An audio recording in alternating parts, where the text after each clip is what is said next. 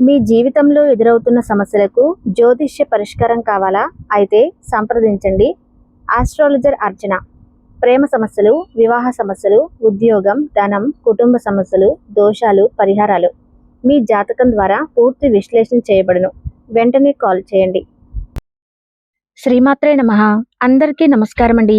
ఈరోజు మనం వృషభ రాశి వారి గురించి తెలుసుకోబోతున్నాం. వృషభ రాశి వారికి మే మాసంలో 25, 26, 27, 28 ఈ 4 రోజుల్లో వృషభ రాశి వారి జీవితంలో వచ్చేటటువంటి మార్పుల గురించి, వృషభ రాశి వారు వినబోతున్నటువంటి శుభవార్తల గురించి తెలుసుకునే ప్రయత్నం చేద్దామండి.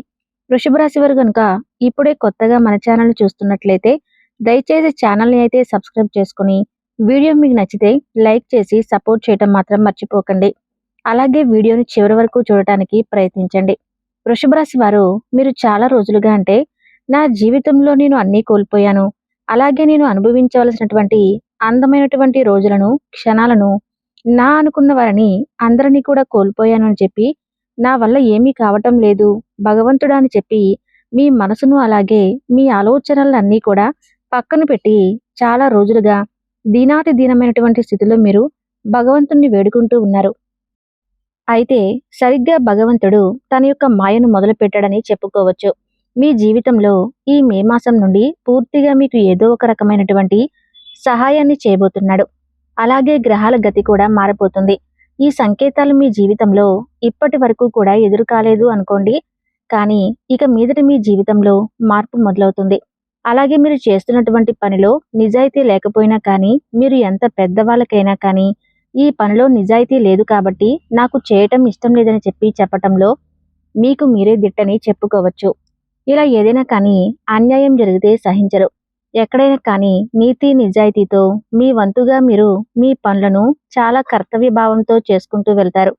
అయినప్పటికీ కూడా మీకు గత కొన్ని సంవత్సరాలుగా కాలం కలిసి రావటం లేదు.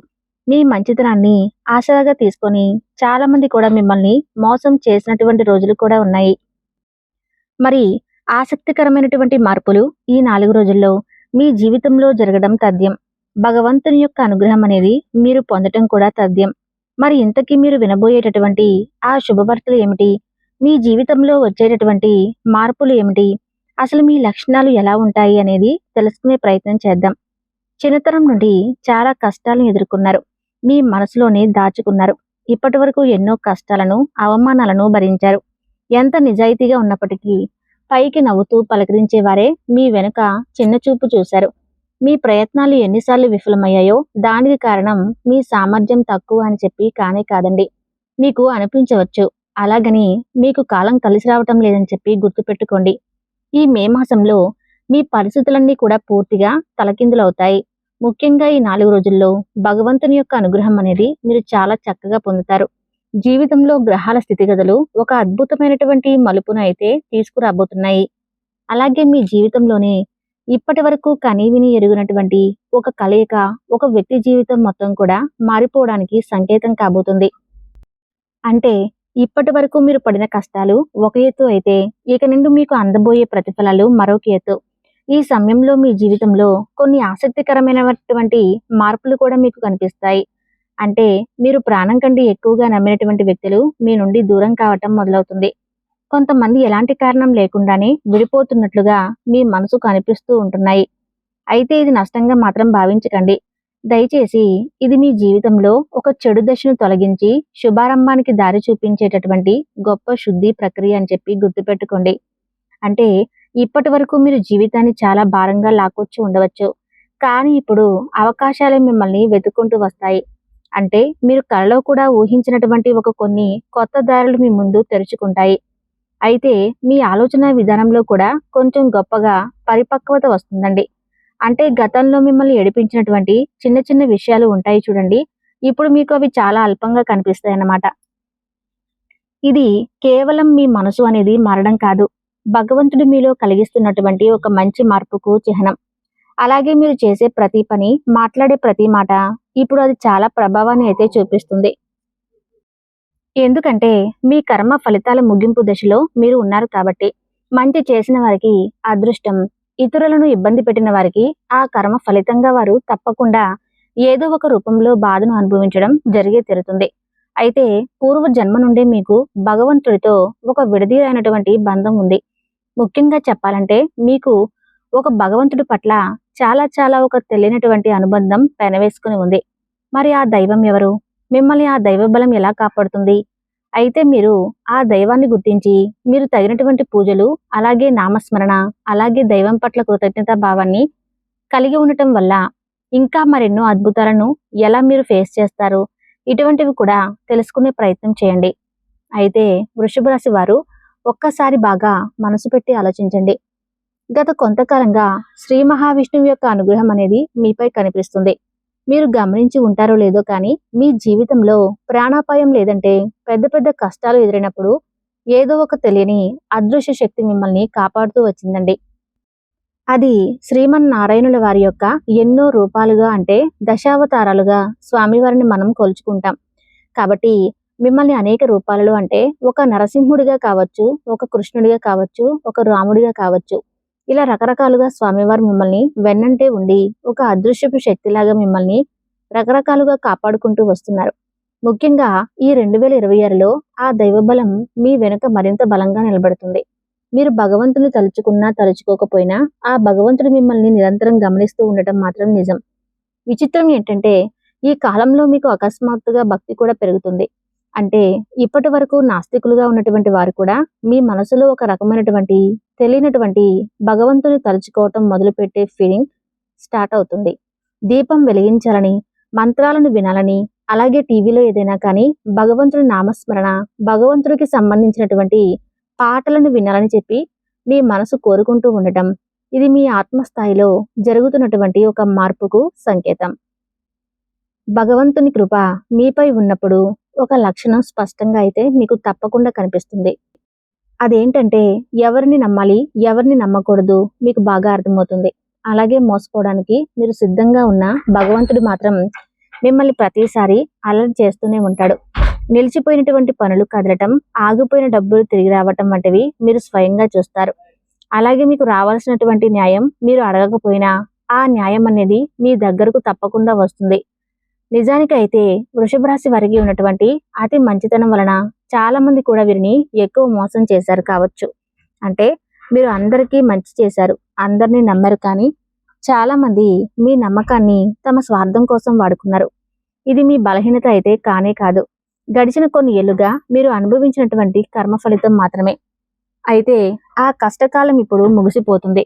కుటుంబంలో అవమానాలు, చేస్తున్నటువంటి ఉద్యోగంలో అసంతృప్తి, చేతిలో పైసా లేని పరిస్థితి, ప్రాణంగా నమ్మిన వారు చేసినటువంటి మోసాలు, ఇవన్నీ కూడా ఒకే వ్యక్తి జీవితంలో అసలు ఎందుకు పదే పదే జరుగుతూ వస్తున్నాయి?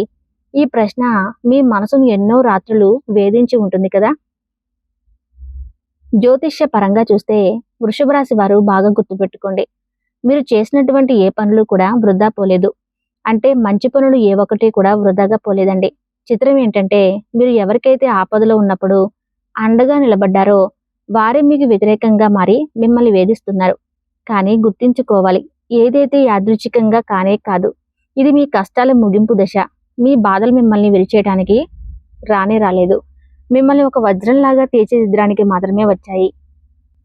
మీ యొక్క ప్రేమ జీవితం కూడా చాలా అద్భుతంగా ఉంటుంది. మిమ్మల్ని అర్థం చేసుకునేవారు మీకు దొరికినందుకు మీ నిజాయితీని ఎదుటివారు అస్సలు బాగా కాన్ఫిడెంట్గా అర్థం చేసుకున్నట్లుగా అనిపించడం మీకు చాలా వేరే లెవెల్గా మీ మనసుకు ఉత్సాహాన్ని అయితే అందిస్తుంది.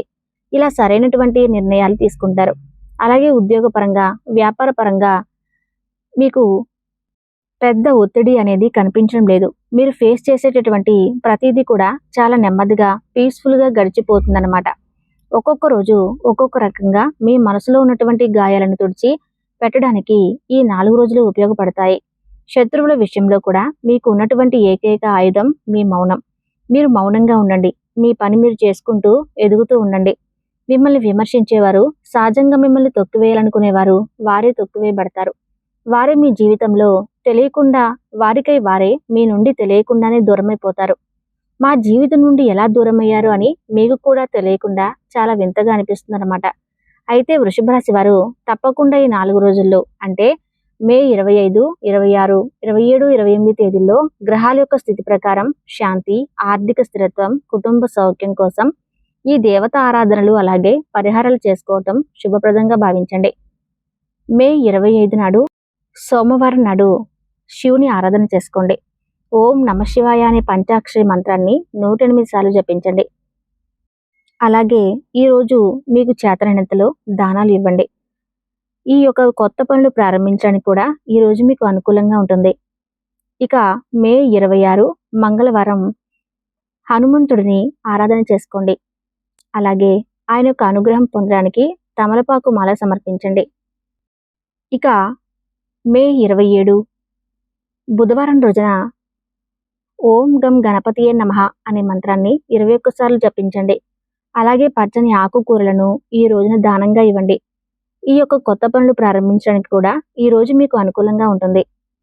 అలానే మే 28న గురువారం రోజున దత్తాత్రేయ స్వామి వారి యొక్క ఆరాధన చేసుకోండి. అలాగే గురువుల ఆశీర్వచనాలు తీసుకోవటం ఈ రోజున మంచిది. అమ్మవారికి ఆవు నెయ్యితో దీపంతో అమ్మవారికి దీపారాధన చేసుకోండి. అలాగే కనకదార స్తోత్రం లేదా శ్రీ సూక్తం లేదా ఓం శ్రీ మహాలక్ష్మీ దేవి నమః అనే నామాలను జపించుకోండి. ఇక ఈ రోజున పెద్ద ముత్తైదులు ఉంటారు కదండి, మహిళలు, వారికి పసుపు కుంకుమ ఇవ్వటం మీకు ఎంతో శుభదాయకం. శనీశ్వరుడు అలాగే హనుమంతుల వారి యొక్క ప్రార్థన అనేది వృషభ రాశి వారికి చాలా చాలా మేలు చేస్తుంది. నల్ల నువ్వులతో దీపం వెలిగించండి. ఓం శం శనీశ్వరాయ నమః అనుకుంటూ శనిదేవుణ్ణి శనివారం రోజున జపించండి. హనుమాన్ చాలీసా పారాయణం చేసుకోండి. అలాగే కాకులకు ఆహారం పెట్టండి. ఈ రోజున అవసరమైన వారికి ఏమైనా కానీ నూనెని దానం చేసింది శనిగ్రహానికి మీకు బాగా ఉపకరిస్తుంది. ఇక ఈ 4 రోజులు మీరు కోపం తగ్గించుకోండి. అనవసరమైనటువంటి ఖర్చులు నియంత్రించుకోండి. వృషభ రాశి వారు ఉదయం సూర్య నమస్కారాలు చేసుకోవటం మీకు ఎంతో బాగా మేలు జరుగుతుంది. మరి తెలుస్తున్నారు కదండి, వృషభ రాశి వారికి ఈ వీడియో మీకు నచ్చితే తప్పకుండా ఈ వీడియో లైక్ చేసి తప్పకుండా మీ అభిప్రాయాన్ని కామెంట్ రూపంలో తెలియచేయండి. ధన్యవాదాలు.